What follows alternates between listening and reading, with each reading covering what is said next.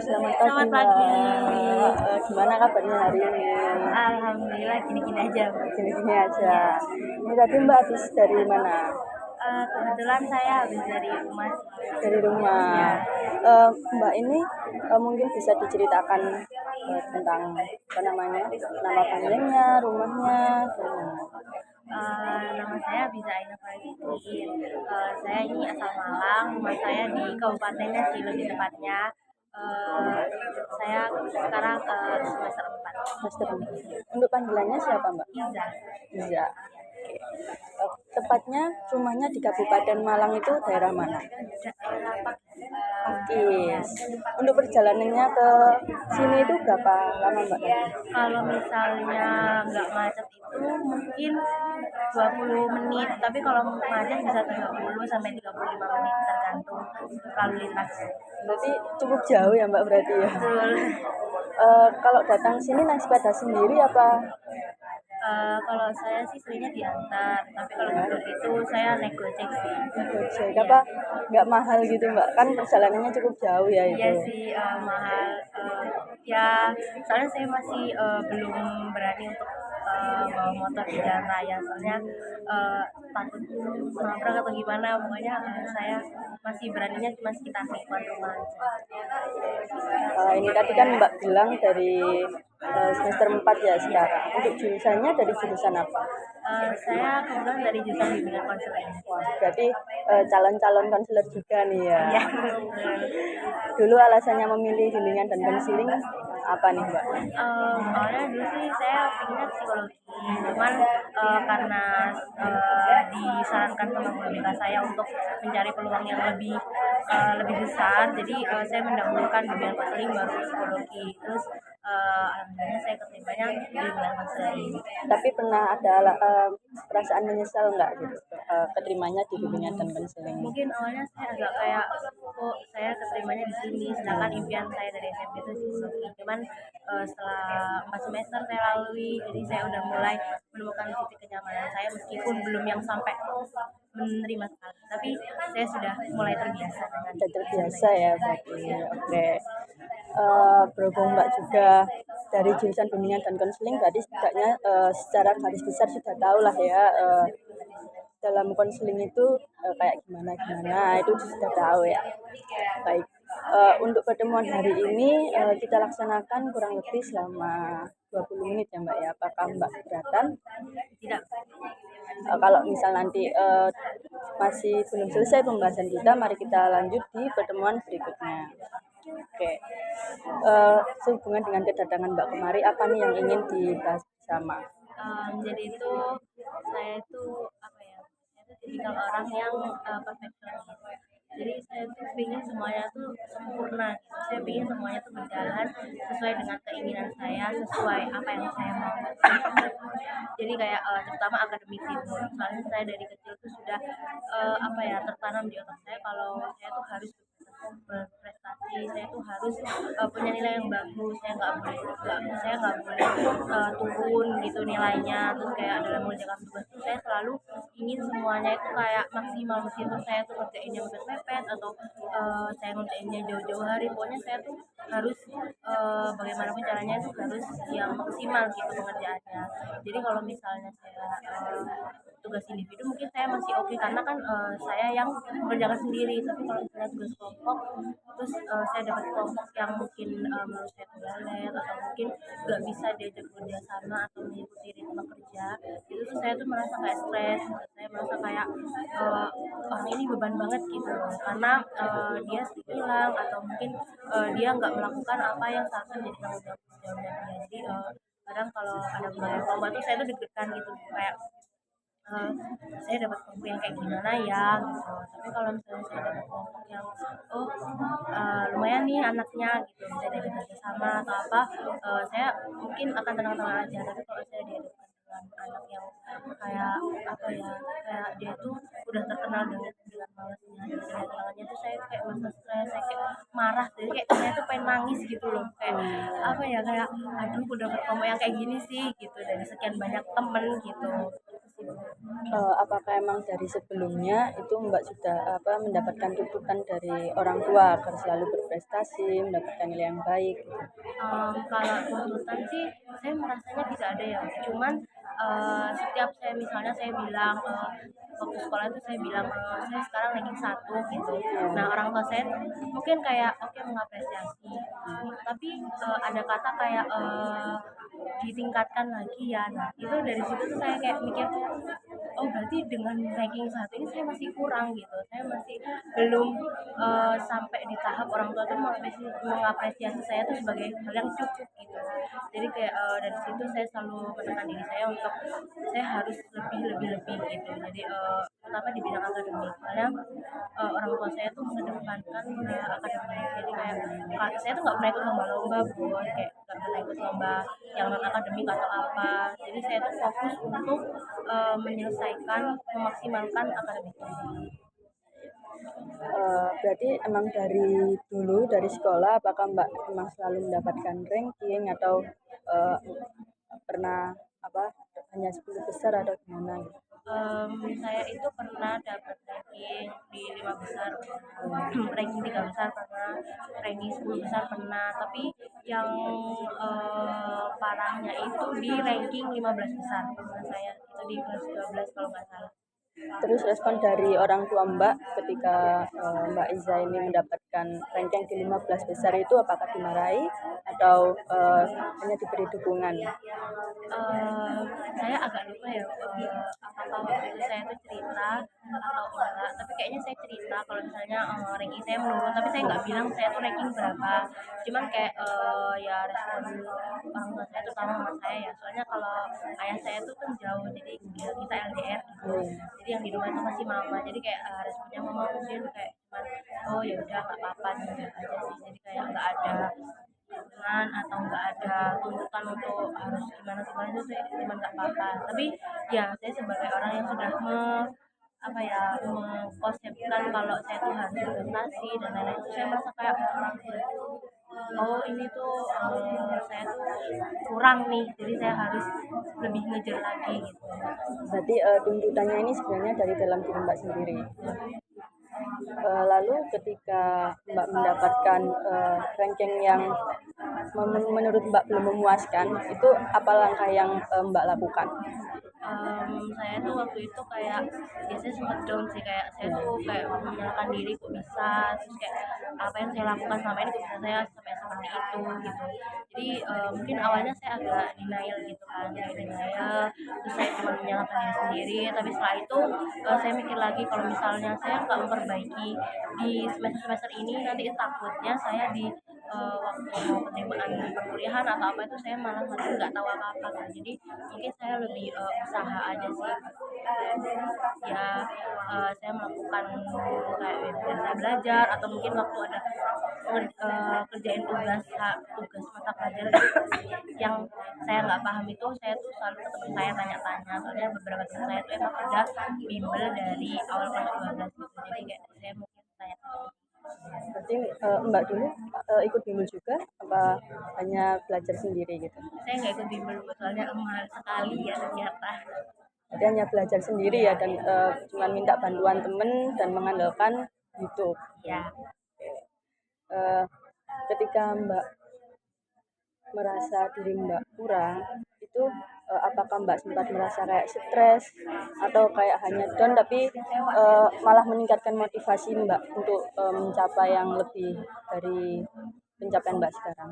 Ya saya awalnya down sih, Bos. Saya kayak nggak menerima kayak, kok bisa ya saya sampai di ranking seperti ini, padahal sebelumnya saya selalu ranking paling nggak maksimal tuh 10 besar gitu kan. Jadi kayak, mungkin ya di awal-awal saya down, saya denial, lalu saya tuh kayak menyalahkan diri sendiri. Tapi ya setelah itu, ya saya mau nggak mau harus memaksa diri saya untuk saya tuh harus maju gitu saya harus seenggaknya saya memperbaiki meningkatkan gitu jadi kayak saya takutnya kalau misalnya saya berlarut di apa denial saya atau menyalahkan diri saya sendiri itu takutnya nanti saya tuh malah bukannya malah makin baikan malah ya di situ-situ aja gitu.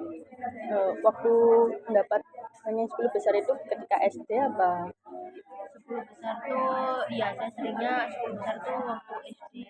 Hmm. Dari SMP SMA tuh saya mungkin ya masih ada 10 besar di SMP, tapi semenjak SMA saya udah mulai ranking ya 5 besar dan baru 10 besar. Berarti semakin naik ya Mbak pas SMA itu. Lalu semenjak kapan Mbak memiliki pemikiran kayak saya harus berprestasi, saya harus mencapai yang bagus. Mungkin saya baru menyadari kalau saya memiliki keharusan ini tuh mungkin waktu SMP, soalnya kan SD itu kita masih apa ya, pembelajaran itu masih dasar gitu kan, jadi terus nggak ada kata kompetitif gitu kan di SD, jadi mungkin mulai dari SMP, soalnya SMP tuh saya selalu di setiap tingkatnya kelas 7, kelas 8, kelas 9 tuh saya tuh selalu berganti circle. Nah, circle-circle saya ini tuh kayak orang-orang yang emang pintar gitu. Mereka tuh orang yang selalu ranking gitu. Jadi mau nggak mau di situ saya mulai mengkonsep diri saya harus prestasi gitu. Soalnya saya juga ada di lingkup orang-orang yang emang pintar, gitu. Orang-orang yang ikut les juga gitu. Terus ketika Mbak punya circle yang menurut Mbak juga berprestasi juga, bahkan Mbak pernah merasakan kayak, oh ini saingan saya gitu. Apa kayak biasa aja? Kalau itu sih kayaknya saya biasa aja sih. Kecuali kalau misalnya orang di luar circle saya ada yang lebih gitu, ada yang lebih tinggi dari saya, mungkin saya mikirnya kayak kok bisa ya orang ini pintar ya, kayak kok bisa dia nyalip rankingku ya, kayak mungkin ada kalanya saya berpikir kalau ini saya, tapi setelah itu kayak ya udah saya biasa aja, selagi saya nggak sampai yang turun banget, jadi saya nggak yang gimana.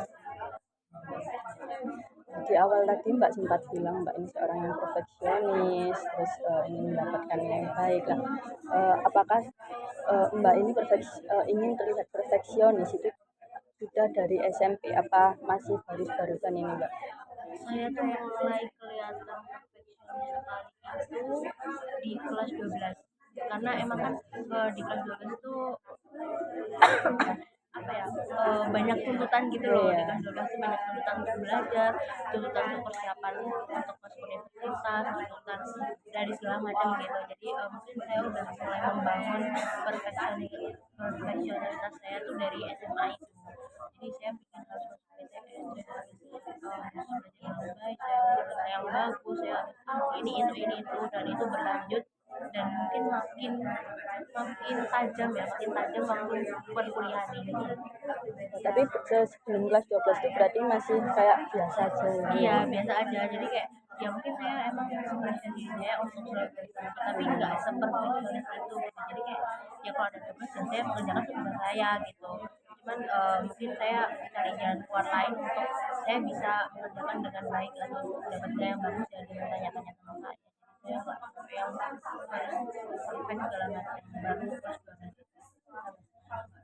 Terus kalau sekarang kan lingkungan Mbak juga sudah baru gitu. Nah, apakah Mbak sekarang itu juga kayak punya circle yang berprestasi atau yang kayak Mbak ingin apa ya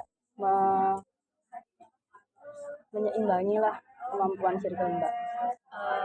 Alhamdulillahnya sih sekarang tuh saya punya lingkup pertemanan atau circle pertemanan tuh yang positif gitu, yang jadi mereka itu nggak hanya berprestasi di akademik, mereka juga aktif gitu kayak organisasi dan lain-lain, meskipun kesannya tuh saya tuh tertinggal banget ya, saya nggak ikut apa-apa, tapi kayak saya senang punya lingkungan pertemanan yang sehat, yang positif gitu, jadi saya tuh mungkin gimana caranya saya tuh bisa setara sama mereka gitu, bukan menganggap mereka saingan sih, saya cuma ingin kita tuh setara gitu, jadi saya nggak ingin merasa saya tuh jombang sendiri atau saya merasa bodoh sendiri, jadi saya ingin kita berteman secara seimbang gitu loh, jadi orang-orang tingkat akademik dan lain-lain itu saya ingin kita setara seimbang. Terus kalau sampai sekarang pun kayak pernah nggak Mbak itu kayak punya kelompok, kan tadi sempat bilang tuh pengen mendapat kelompok yang kayak enak gitu. Kalau mendapatkan kelompok yang kayak anaknya agak kurang atau agak malas sih Mbak. So, kalau di lingkungan perkuliahan sekarang apakah teman-teman Mbak itu ada yang seperti itu. Hanya kalau kelompok kan udah sering gitu ya di perkuliahan. Dari semester 1 tuh saya selalu satu kelompok dengan orang-orang yang emang udah saya nilai tuh kayak anak ini males atau anak ini suka hilang-hilangan atau anak ini nggak tahu diri, nggak tahu tanggung jawabnya apa gitu. Saya udah sering dari semester 1 sih.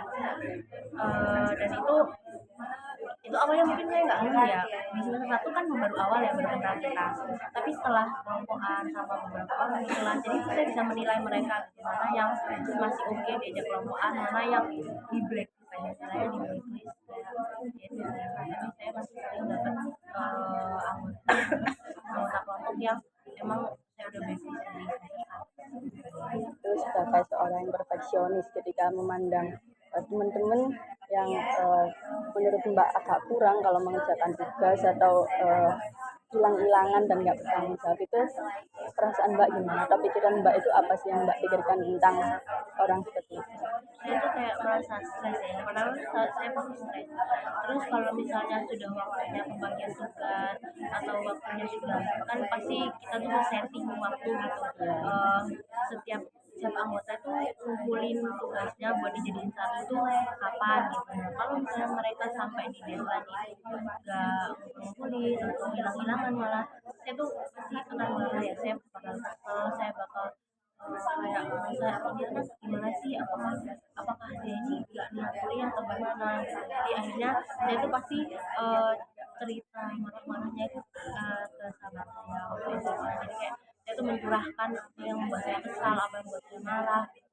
Jadi kayak itu rasanya kayak capek sendiri gitu. Soalnya kadang ada di mana waktu si anak yang nggak tanggung jawab ini benar-benar hilang, jadi akhirnya saya yang harus handle, saya harus istilahnya kalau sekarang istilahnya ngegendong kelompok gitu. Jadi kayak ya saya merasa capek sendiri sih, jadi saya udah sendiri di rumah, saya marah-marah sendiri kayak ya pokoknya saya marah. Terus ketika mengerjakan tugas itu, ketika Mbak menghadapi anak seperti itu, apakah Mbak ingatkan secara langsung atau Mbak apa ya memulai di grup gitu atau Mbak telepon anaknya gimana Mbak?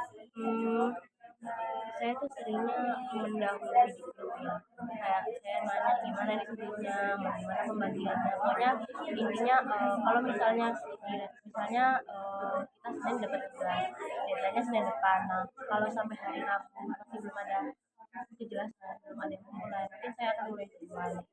Saya mau tanya kejelasannya gimana, pokoknya di hari itu harus clear pembagian dan lain-lain, jadi biar nanti hari minggunya kita udah selesai tinggal ngumpulin gitu. Kalau misalnya saya dapat kelompok yang menurut saya enak, atau mungkin saya dapat kelompok yang satu circle sama saya gitu, ada satu atau dua orang tuh yang sering saya telepon gitu, kita saling telepon untuk mendiskusikan gimana sih tugasnya ini gitu, atau makanya nanti gimana enaknya gitu.